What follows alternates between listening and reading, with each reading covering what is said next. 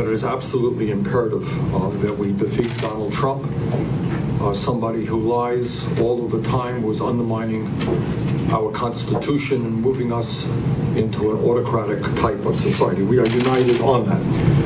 And as I have said many times, if I do not win the Democratic nomination, and I hope and expect to win it, I will support Joe Biden. And Joe Biden has said that if he does not win the Democratic nomination, he will support me. And that is true, I think, for all of the candidates who have run for the Democratic nomination. We are united in our desire to defeat Donald Trump.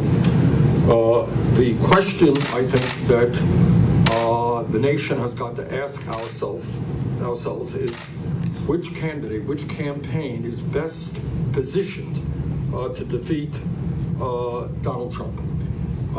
Which candidate has the best record to be able to stand up to the ugly attacks that will be coming from Trump and from his allies? Which campaign will be able to energize the American people? I think those are the honest issues that the American people are now examining. We don't have to, in terms of the coming general election, we don't have to predict what Donald Trump will be saying about Joe Biden, because he is already making those attacks.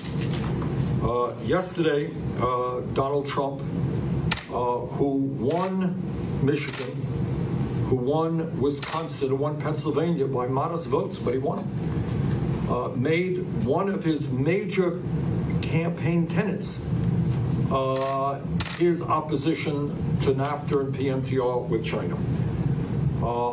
And in 2016, he criticized those trade policies as being disastrous.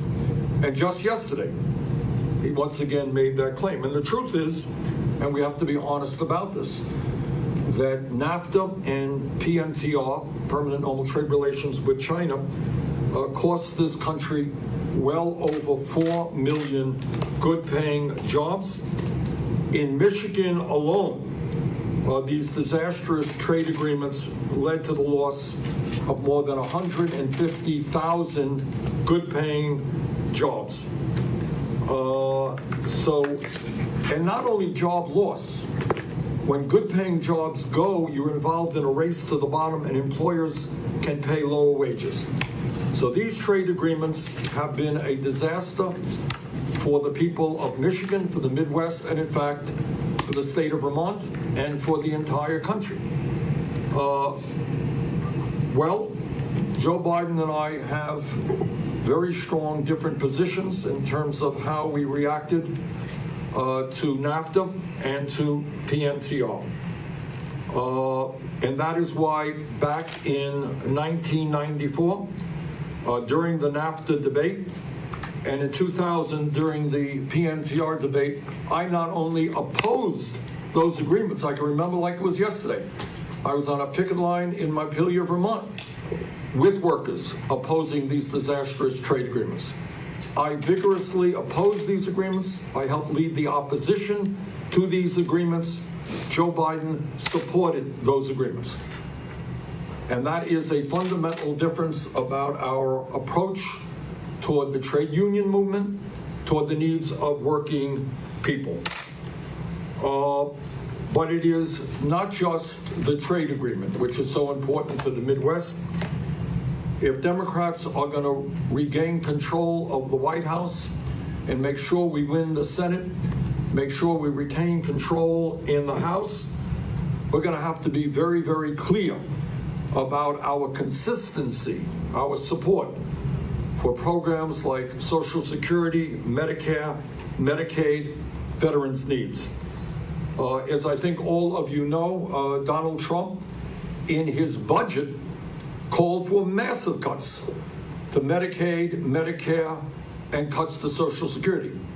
Now, Trump lies all of the time, so despite what he is doing in his budget, he is claiming that he supports Social Security and Medicare and Medicaid, which of course he does not.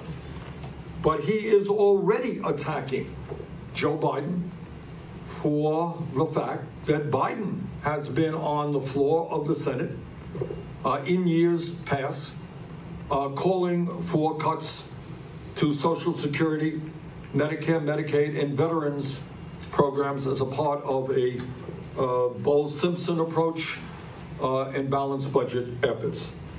And these are issues that Trump will certainly be emphasizing in the campaign. And I'm very proud to say that I have consistently led the effort to protect Social Security, to expand Social Security benefits. When Bowles-Simpson, this effort to cut Social Security and other important programs, was gaining steam, I helped put together a caucus in the Senate, which we call the Defending Social Security Caucus. And what we said is, when so many of our seniors are trying to get by on $12,000, $13,000, $14,000 a year Social Security, we're not going to cut Social Security. We're not going to raise the retirement age.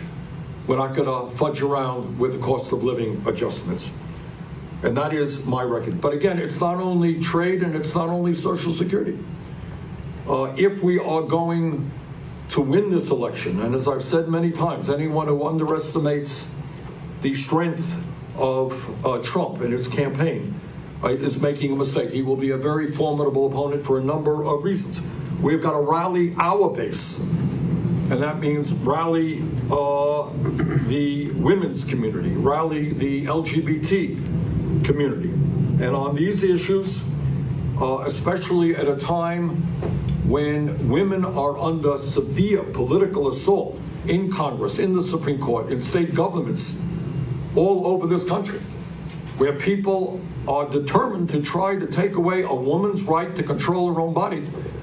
I think people all over this country, women and men, are going to look at the record of which candidate has been consistent and strong in terms of defending a woman's right to choose.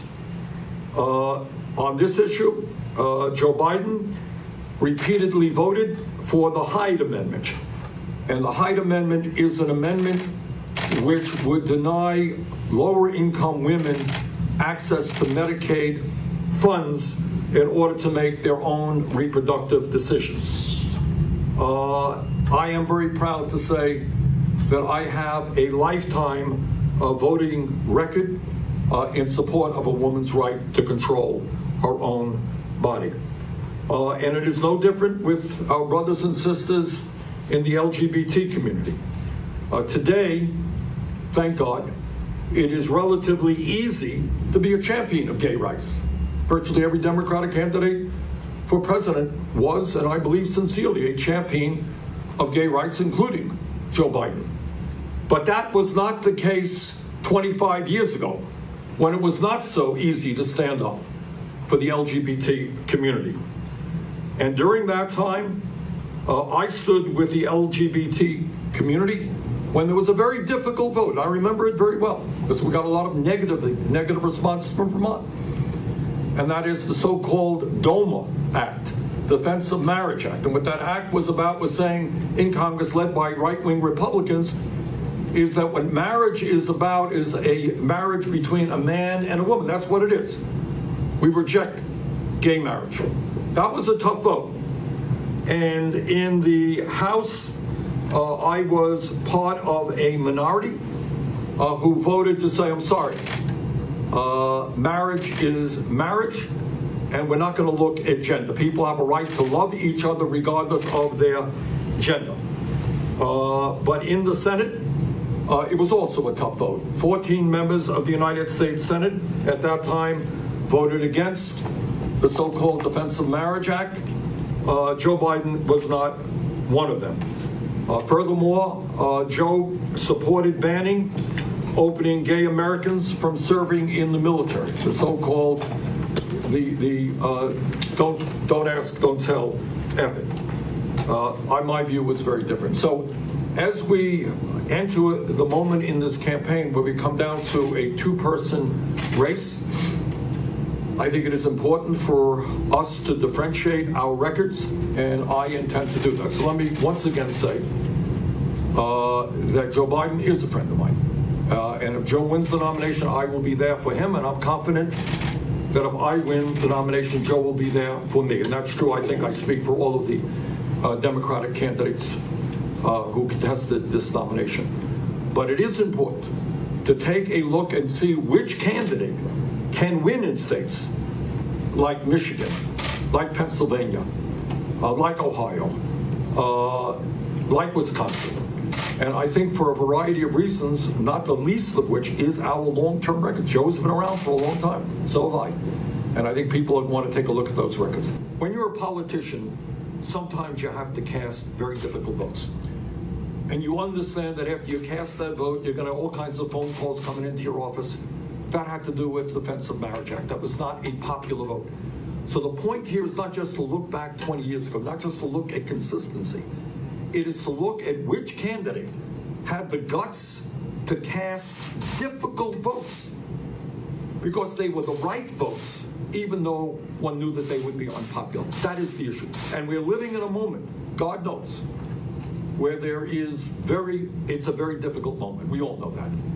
And all I can tell you, whether it was Iraq, whether it was DOMA, whether it's don't ask, don't tell, those were difficult votes. I was there on the right side of history, and my friend Joe Biden was not.